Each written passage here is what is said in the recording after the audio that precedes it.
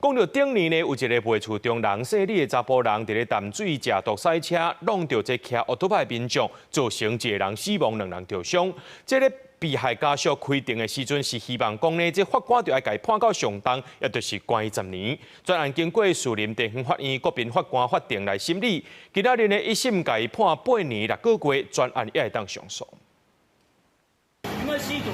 從逮捕的這個姓李的賣厝中人是涉嫌食毒塞車，在新北市淡水啟動停紅燈的奧多麥，今年這個車禍是造成1死2傷，計2人外青衫破掘出來，士林地院將袂當安全駕駛動力交通工具致人以死罪，一審判8年6個月。其實他也不是第一次吸毒，也不是第一次犯罪，也讓國家假釋過了，也就表示說，其實有給他想要悔過跟教育的機會。可是這樣看起來，他就是沒有辦法從中學到更多的教訓。當然，我們這些被害者，我們當然都覺得說10年判滿最好。這個事故造成別人無名，伊引到家有空氣分彈、依托米酯成分的電子煙。先生愛困反應，落尾是失去控制力、含注意力，所以來面對司法的審理，甚至是無代無志無來。不過專案經過國民法官共同評議，並無判死者家屬含檢方請求的法定最高刑度，就是10年的有期徒刑。國民法官法庭審酌了刑法第57條各款的量刑因子之後，雖善南科以檢察官具體求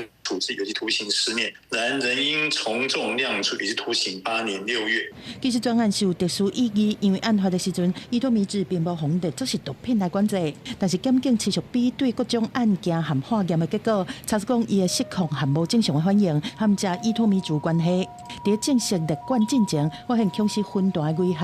依托嘛，依托啊。過來一直傳出食毒塞車的事件，尤其是空氣分彈，服毒還是惡化，就在宣判的同一天，車3半暝1點外，網球毛查某人食毒塞車，佫是依托米酯。全案檢詢後，依毒品危害防治條例及公共危險等罪嫌，移行新北地檢署偵辦。面對毒駕的亂象，行政院對刑法道交條例、危害防治法都已經提出修法，等在等立法院來審議。咁無賣甲依托米酯類列作是第1級的毒品，咁會當有效防堵毒害，就看刷落來的檢視。記者綜合報道。